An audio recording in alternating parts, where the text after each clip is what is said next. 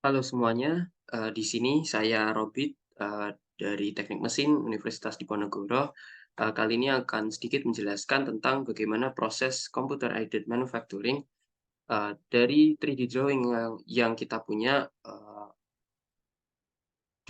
untuk membuat part ini melalui 3D printer atau proses additive manufacturing dengan 3D print, begitu. Jadi, 3D print merupakan salah satu jenis dari tipe dari additive manufacturing atau jenis manufacturing yang cara cara memproduksi satu objeknya adalah dengan menambahkan material, sedangkan lawannya itu adalah subtractive manufacturing atau, mengurangi material gitu. Kalau subtraktif kita biasanya bisa pakai SolidWorks CAM, tapi untuk, yang lainnya additive manufacturing kita bisa pakai software lainnya untuk, menerapkan 3D print itu. Dan di sini selain SolidWorks untuk 3D desainnya, CAM menggunakan 3D print, saya menggunakan, eee, software bernama Creality Slicer, gitu. Nah, di sini saya punya satu part yaitu steering house. Bisa dilihat ini steering house yang, mana saya akan, eee, ceritanya saya akan membuat part ini menggunakan, 3D print gitu. Nah, caranya adalah yang pertama kita, dari file drawing ini kita save as dulu. Jadi ini adalah file part ya, solid part. Kita save as STL gitu. Nah, jadi di Creality Slicer itu format format filenya adalah, stereolithography gitu.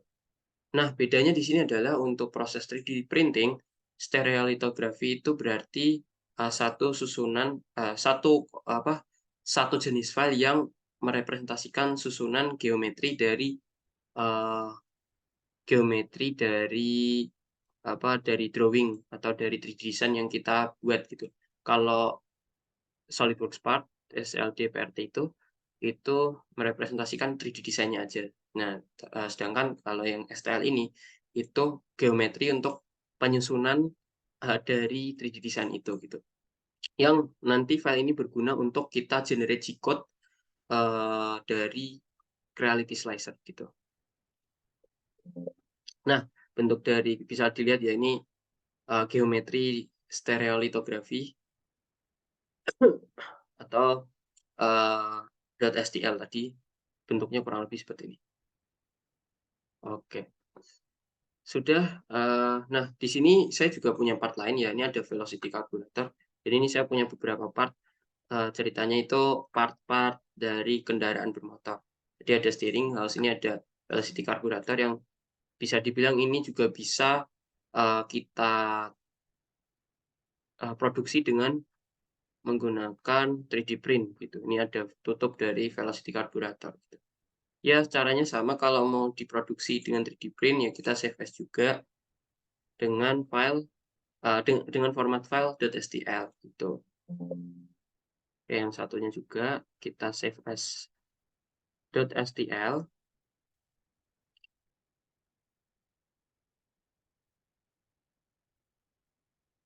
Oke, sudah semua. Nah, di sini, kita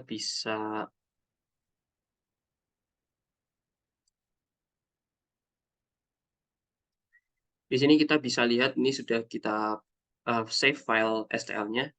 Nah, di sini, STL itu format default dari Creality Slicer gitu ya. Nah, Creality itu apa sih? Creality itu satu software yang bisa kita gunakan, untuk mengatur untuk kita simulasikan, manufacturing gitu atau kita CAM, salah satu tools untuk CAM, eee, menggun eee, yang mana untuk produksi additive manufacturing menggunakan 3D printer gitu. Creality ini bisa dicari ya, bisa dicari aja di Google, search aja Creality Slicer gitu, nanti akan ada websitenya dan Creality ini sifatnya gratis gitu. Agak berbeda ya dengan software-software lain biasanya, kayak SolidWorks CAM itu kan harusnya berbayar gitu ya. Kalau Creality Slicer ini kita bisa dapatkan dengan gratis. Nah, kita sudah dapatkan ini adalah tampilan dari Creality Slicer. Jadi kalau biasanya di SolidWorks Cam itu kita pilih pahat, pilih pahat yang tepat, pilih depth of cut. Sebenarnya kurang lebih sama dengan additive manufacturing atau di 3D print ini khususnya, di mana ada beberapa settingan yang harus kita lakukan terlebih dahulu gitu. Nah, ini tampilan dari drawing tadi dalam bentuk file STL, sehingga bisa dibuka di Creality Slicer dengan bentuk yang sama dengan 3D design yang kita buat gitu kan. Nah, bagaimana langkah yang perlu kita lakukan sehingga nantinya kita bisa mendapatkan G-code atau perintah manufacturing yang didapatkan dari software Creality Slicer ini gitu. Yang pertama kita pilih alat 3D print-nya dulu. Nah, kalau SolidWorks Cam atau Subtractive biasanya kita pilih pahat, tapi kalau additive manufacturing dengan 3D print, kita pilih mesin 3D print-nya. Nah, 3D print itu ada banyak sekali jenisnya, bisa dilihat di sini. Banyak sekali ya. Nah, tapi kalau saya biasanya pakai Creality Ender 5 Pro begitu. Nah, ini kalau mau pakai yang lain kita bisa pilih ya sesuai dengan ketersediaan yang ada di Creality Slicer ini. Bisa kita pilih dan sesuai dengan alat yang kita pakai itu apa gitu. Alat 3D printer yang kita pakai itu apa. Nah, kalau saya biasanya pakai printer Ender 5 Pro dan Ender 5 Pro itu bentuknya kurang lebih ya seperti yang ada di yang terlihat di sini ya. Jadi berbentuk prisma begini dan alasnya kurang lebih seperti ini gitu. Luasan alas untuk apa kita kita buat partnya itu seperti ini. Nah, setelah pilih printernya, yang kedua adalah kita pilih materialnya. Nah, di sini kita bisa pilih ini ya, yang di sebelah printer itu custom material nih. Nah, kita bisa pilih macam-macam ya, ada beberapa merek gitu. Bisa kita pilih misalnya Esun, PLA Plus, Black, Gray, bla bla bla, dan lain sebagainya. Nah, pilihan ini tuh berdasarkan ya pilihan material itu nantinya berpengaruh pada settingan selanjutnya, pengaturan selanjutnya di mana kecepatan kecepatan aliran dari filamennya. Ya, material yang dipakai untuk 3D print itu biasanya polimer atau bisa juga logam gitu. Nah, untuk 3D print yang sudah canggih itu ada 3D print logam. Jadi part-part kendaraan yang cukup berat itu bisa diproduksi menggunakan 3D print dengan material logam. Namun di sini untuk Reality Slicer ini yang saya pilih ini banyak sekali ini itu macam-macam jenis polimer gitu. Ada PLA plus, ada ABS dan lain sebagainya. Ada juga nanti nilon gitu. Pemilihan material itu menyesuaikan kebutuhan kita kayak mungkin dari cost-nya atau kebutuhan dari properties khususnya mechanical properties-nya, electrical mungkin dan lain sebagainya gitu. Nah, yang uh, informasi mengenai material itu bisa kita lihat dari manage printers nih. Ini ada beberapa, ada printers, ada material nih. Nah, ini beberapa material yang di sini ada propertiesnya, ada beberapa sifat-sifat dari material di sini. Cuman di sini kebanyakan nih polimer semua, jenis material untuk kita 3D print-nya. Misalnya saya mau lihat properties dari PLA Plus Eson, merek Eson. Jadi density-nya sekian, diameter jadi filamen itu bentuknya seperti kabel dengan diameter tertentu gitu. Dan di sini, nah yang menarik dari Creality Slicer adalah kita bisa memprediksi berapa panjang filamen yang dibutuhkan untuk memproduksi satu part, kemudian berapa gram filamen yang dibutuhkan untuk memproduksi satu part, sehingga kita juga bisa tahu, karena di sini ada filamen cost, kita bisa ngatur nih cost-nya di sini berapa, kita juga bisa tahu berapa cost atau biaya yang dibutuhkan untuk memproduksi part yang kita akan produksi gitu. Tapi ya ini sesuai harganya ya, kita bisa atur, tapi di sini satuannya hanya apa ini? Europe gitu. Nah,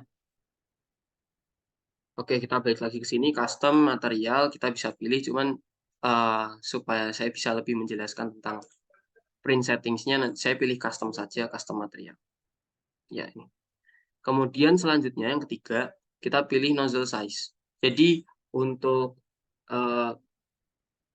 pada dasarnya untuk membuat satu part menggunakan 3D print, printing-nya itu menggunakan apa gitu.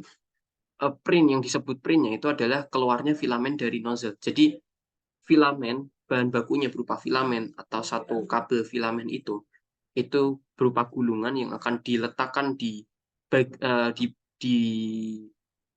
di sanggahan tertentu, di cagak tertentu gitu, di printer 3D print, kemudian nanti dimasukkan ke extruder, dan di situ ada satu kabelnya, dan kabelnya terhubung dengan nozzle. Jadi diproses dari extruder sampai nozzle itu dia dipanaskan sehingga meleleh dengan suhu tertentu, sehingga dari nozzle itu keluar filamen yang sudah meleleh, sehingga bisa printnya berupa lelehan filamen yang membentuk layer-layer gitu. Jadi 3D print itu pembentukannya kan aditif tadi ya, menambahkan penambahan material. Jadi di alas ini atau di bednya di sini itu uh, dia berupa keluaran filamen yang telah bisa dibilang telah dicairkan sehingga dia bisa membentuk layer dengan pola tertentu gitu.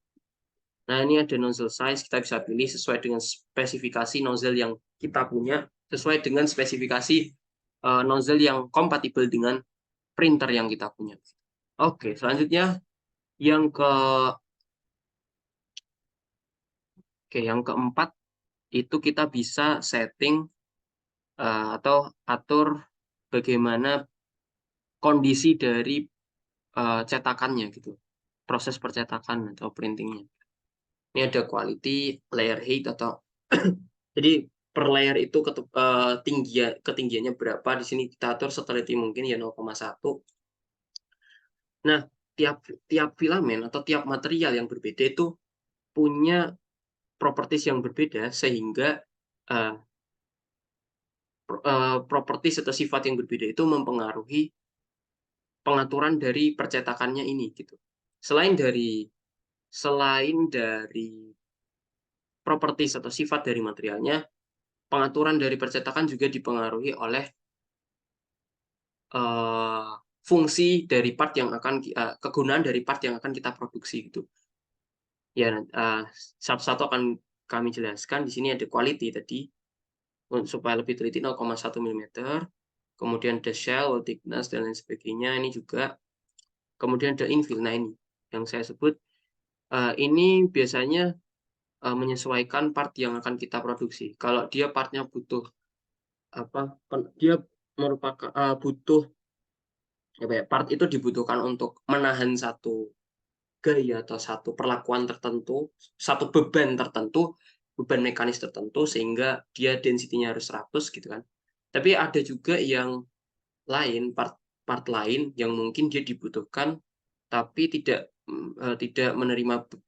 akan menerima beban sebanyak itu, dan justru dibutuhkan supaya part itu seringan mungkin. Jadi kita bisa atur density-nya jadi 40% misalnya, densitasnya gitu. Ya, kita balik lagi ke 100 gitu ya. Atau bisa juga 20 gitu. Nah, di sini ada material. Nah, ini yang saya maksud tadi, bagaimana pemilihan material itu mempengaruhi kondisi dari pencetakannya. Printing temperature, karena biasanya kalau saya tuh pakai PLA+, misalnya nih, kita pilih PLA+, itu printing temperaturnya, jadi di setiap merek tuh ada spesifikasinya, dan spesifikasi dari PLA+ Esun itu adalah printing temperaturnya 205 derajat Celcius sampai 225 derajat Celcius, begitu range-nya. Sehingga saya pilih 210 atau bisa juga 215 derajat Celcius gitu. Kemudian print speed, kecepatan percetakannya, dan setting-setting lainnya nih bisa disetting sendiri di sini. Dan di sini yang penting nih, generate support. Support itu dibutuhkan karena 3D printing, proses 3D printing itu kan membentuknya per layer gitu. Pada dasarnya layer yang atasnya harus untuk membentuk layer di atas dia harus punya layer di bawahnya dulu. Nah, tapi pada kenyataannya part yang akan kita produksi itu belum tentu permukaan bawahnya itu lebih apa ya? Bagian bawahnya itu lebih banyak daripada atasnya. Misalnya seperti oke kita close dulu. Misalnya seperti yang akan kita buat ini. Nah, ini kan bagian atasnya itu ada apa ya? Ini ada ini yang bawahnya lingkaran nih, tapi atasnya ada sedikit ada siripnya ini misalnya. Nah, itu kan kalau kita kita apa ya? Ingat-ingat proses 3D print itu gimana? Itu kan dia per layer misal per layer. Sedangkan kalau udah sampai di tingkatan atau lapisan yang dia bagian part yang ada siripnya ini, dia kan bawahnya nggak ada tuh, nggak ada layernya gitu. Tapi untuk membentuk part ini kita harus punya layer karena kan cetakan dari filamennya itu kan mula-mula dalam bentuk cair gitu, nggak langsung memadat gitu kan. Nah sehingga kita perlu layer di bawahnya. Nah layer di bawahnya itu apa? Itulah yang disebut support. Jadi support ini hanya untuk menopang bagian layer di atasnya supaya bisa tetap terbentuk sesuai bentuk 3D design yang sudah kita punya gitu. Nah, karena itu sebagai support, jadi nantinya support itu akan kita lepas gitu. Nah, bagaimana sih bentuk support itu nanti akan terlihat di setelah ini. Support density itu harusnya bisa kita atur untuk seringan mungkin. Jadi supaya gampang dilepas dan tidak menghabiskan banyak material sehingga tidak boros begitu ya ceritanya. Jadi di sini kita atur 10% saja sekiranya cukup. Nah, begitulah pengaturan dari printing. Oke, itu 4 langkah untuk kita print ya tadi ya. Nah, langkah selanjutnya adalah kita mengatur posisi dari part yang akan kita print. Nah, karena kita balik lagi kita tahu juga bahwa proses 3D print itu kan per layer gitu. Lah, layer yang bawah idealnya harus lebih luas daripada layer yang atas. Sehingga untuk mencari atau untuk manufacturing bagian bawah yang lebih luas, kita harus cari permukaan datar di bagian mana di part ini yang sisinya itu punya luasan permukaan datar yang lebih luas. Jadi di sini ada permukaan lengkung, ada permukaan yang miring gitu. Nah, di mana sih bagian permukaan yang bagian dari part ini yang permukaan datarnya lebih luas gitu. Nah, kita bisa lihat ada di bagian sini kan. Jadi kita bisa pakai rotate. Sini ada pengubahan posisi itu bisa pakai fitur yang di sebelah kiri ini. Kita rotate 90 derajat sehingga yang bawah nih, nah yang bawah nih permukaan datarnya lebih luas. Ya seperti itu. Nah, di sini ada merah-merah tuh apa? Merah-merah inilah yang butuh support gitu. Sehingga support itu sebagai layer di bawahnya untuk menopang supaya bentuk ini bisa terbentuk begitu. Ini ada beberapa support nantinya akan kita lihat gitu. Nah, menariknya, oke, mungkin kita bisa slice dulu ya. Nah, ini bisa kita move. Nah, mungkin dipasin di tengah. Sudah, apabila sudah tadi langkah yang kelima adalah kita pencet slice. Start the slicing process. Slice ini adalah proses di mana kita bisa tahu atau bisa memprediksi. Nah, ini dia prediksi dari manufacturing-nya. Ini kita pilih preview. Oke, yang prepare ini di bagian prepare, di menu prepare itu adalah gambar sesuai 3D print, 3D design yang kita gambar gitu. Sedangkan yang preview itu adalah gambar setelah kita slice tadi, yang mana ini adalah prediksi bentuk akhir dari hasil cetakan 3D print yang nantinya akan dilakukan.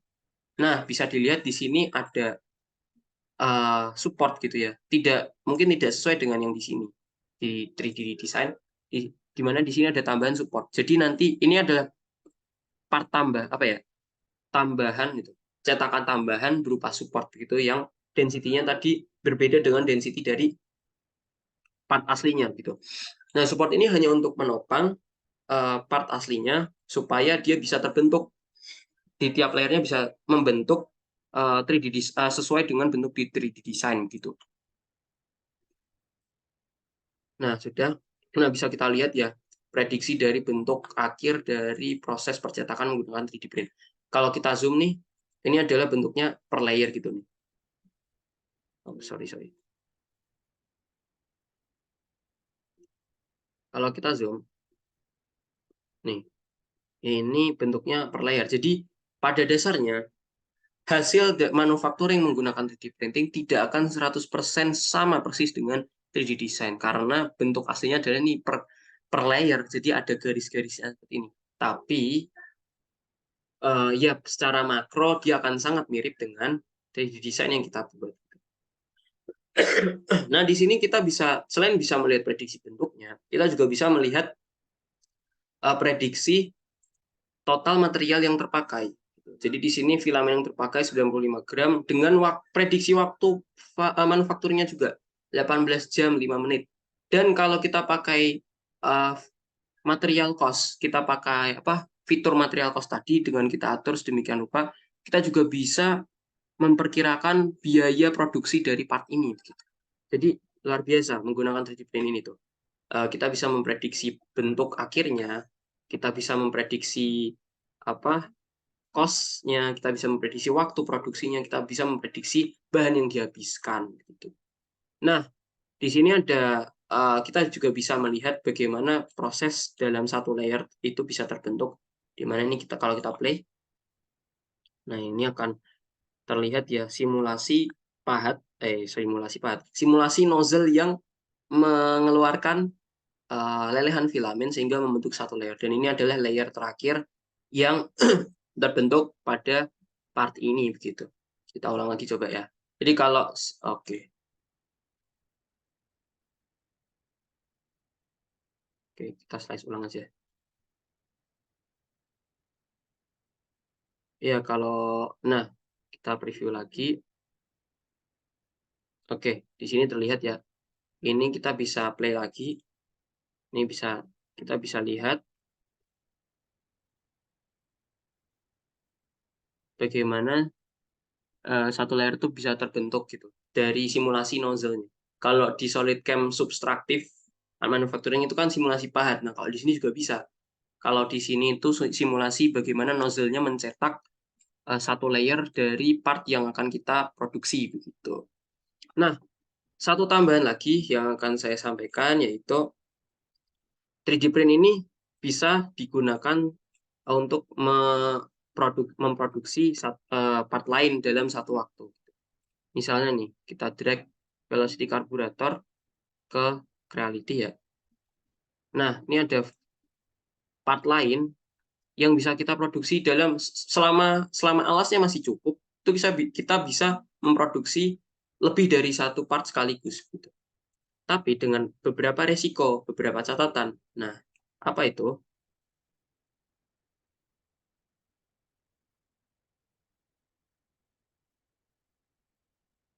Bentar, ini akan saya atur dulu.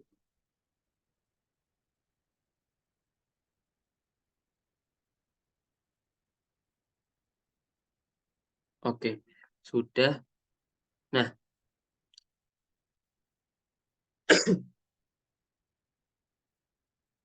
oke. Ini kita bisa memproduksi misal 2 part sekaligus nih. Ada velocity karburator di samping steering house-nya kan. Tapi resiko yang terjadi adalah uh, gini, kan tiap part itu punya fungsi yang berbeda sehingga pengaturan percetakannya mungkin berbeda. Nah, syarat dari gimana kita bisa melakukan printing sekaligus untuk 2 part ini adalah syaratnya ya density-nya harus sama gitu. Kalau kita mau part yang satunya ini density-nya beda, misal yang steering house 100%, yang velocity ini 50%, ya kita tidak bisa mencetak dua-duanya dalam waktu yang bersamaan. Yang kedua, resikonya adalah tentu saja sudah terlihat bahan yang digunakan akan lebih banyak, bahan atau material yang dipakai itu lebih banyak, 100 sekian gram, dan waktu yang dibutuhkan lebih lama, 1 hari 27 menit gitu. Dan tentu saja cost yang lebih mahal juga gitu. Tapi kan kalau kita mencetak 2 part sekaligus itu kita bisa apa ya? ya menghemat waktu karena tidak men-setting ulang dari awal gitu. Men-setting ulang kayak kalau kita selesai mencetak atau memproduksi steering house, nanti harus dilepas, harus disetting lagi. Alatnya itu perlu disetting juga gitu. Kita perlu diketahui alat atau printernya itu juga perlu settingan khusus gitu kan. Nggak cuma di software reality-nya, jadi mungkin menghabiskan waktu gitu. Cuman ya balik lagi itu adalah pilihan dari bagaimana kita mau menggunakan 3D print ini gitu. Tapi ya untuk memproduksi 2 part sekaligus atau lebih dari 1 part dengan syarat ini ya, dengan syarat bednya masih mencukupi itu bisa sekali gitu. Oke, kita mungkin hapus saja. Nah, kita slice lagi ya. Kita slice ulang. Nah, kita lanjut lagi. Tadi sudah preview, sudah lihat perkiraan bentuk yang akan tercetak di sini setelah proses 3D print selesai. Kemudian sudah tahu bahannya habis berapa banyak, habis berapa biayanya, kemudian waktunya berapa jam, berapa menit, berapa hari. Setelah itu output dari CAM itu apa sih? Output dari CAM adalah G-code. Nah, inilah kita kemudian akan mendapatkan G-code-nya setelah ini. Jadi tinggal save as Creality format, kemudian kita simpan file dengan format G-code nih. File dengan format G-code. Save. Nah, sudah selesai. Kita sudah selesai mendapatkan G-code atau melakukan computer aided manufacturing menggunakan Creality Slicer. Untuk selanjutnya G-code itu akan digunakan oleh alat 3D print atau 3D printer untuk mencetak, memproduksi satu part yang kita inginkan tadi sesuai G-code-nya. Nah, tadi kan bentuk G-code-nya itu filenya berupa .G-code ya. Bagaimana G-code itu terlihat dalam satu teks gitu. Kita coba convert gitu ya. Apakah kodenya mirip-mirip gitu seperti oke. Apakah kodenya seperti kode-kode G-code pada SolidCam misalnya? Coba kita lihat. Nah, ini dia. Ada sangat-sangat banyak gitu ya kodenya. Nah, ini sama, kurang lebih ya G-code seperti ini. Inilah G-code yang dihasilkan dalam proses subtractive manufacturing menggunakan 3D printer, tepatnya alat Ender 5 Pro tadi, printer Ender 5 Pro, dengan software Creality Slicer. Kita bisa save as txt gitu ya. Ini dia. Kita buka di notes. Nah, ini dia G-code yang dihasilkan dari proses CAM menggunakan Creality Slicer sampai di akhirnya. Nah, turn off fan, turn off hot end, turn off bed, bla bla bla sampai end of G-code gitu. Ini adalah perintah dari G-code yang file.G-code tadi untuk supaya selanjutnya setelah kita mendapatkan G-code, nanti G-code-nya itu akan dilanjutkan dengan disimpan dalam satu memory card, dan memory card itu akan dihubungkan ke printernya atau tadi pakai Ender 5 Pro, dimasukkan kemudian setting sedikit di printernya, lalu udah print, nanti akan tercetak bentuk seperti preview yang bisa kita lihat di Creality Slicer. Nah, ini kan ada supportnya nih. Bagaimana nanti kalau sudah tercetak supportnya diapakan? Supportnya nanti kita lepas saja, sehingga setelah supportnya dilepas itu nanti akan terbentuk part sesuai dengan 3D design yang kita buat gitu. Jadi part sebenarnya ya itu dia apa support-supportnya tuh harus dilepas dulu gitu. Ya, sekian mungkin beberapa proses tadi ya yang saya jelaskan bagaimana CAM menggunakan Creality Slicer untuk memproduksi satu part menggunakan 3D printer begitu ya. Jadi yang pertama tadi dari SolidWorks dulu kita punya 3D design dari satu part, kemudian save as STL. Nah, kemudian kita buka file STL itu dengan syarat kita sudah punya Creality Slicer gitu ya, software Creality Slicer, dan kita klik saja kemudian akan muncul tampilan seperti ini. Kemudian kita pilih printernya, pilih materialnya, pilih ukuran nozzle, kemudian kita atur pengaturan percetakannya, print settingsnya, kemudian kita atur apa bagaimana part ini di print gitu pada bednya, bagaimana nantinya pengaturan bentuknya begitu ya di rotate tadi apa ya untuk mendapatkan alas yang ideal nih seperti ini. Kemudian setelah bentuknya kita edit sedikit, kita slice dan kita bisa lihat di preview. Setelah di slice bisa lihat di preview itu adalah simulasi. Kita bisa lihat simulasi cetakan oleh nozzle-nya, kita bisa tahu prediksi waktunya, kita bisa tahu prediksi penggunaan materialnya, bahkan kita bisa mengetahui prediksi cost-nya. Kemudian kita save as creative format, kita dapatkan G-code-nya, dan G-code-nya itu akan berguna nantinya menjadi perintah untuk printer yang akan mencetak part kita gitu. Ya, sekian penjelasan singkat dari saya mengenai CAM satu part menggunakan software Creality Slicer untuk uh, dengan metode manufacturing, additive manufacturing menggunakan 3D printer gitu.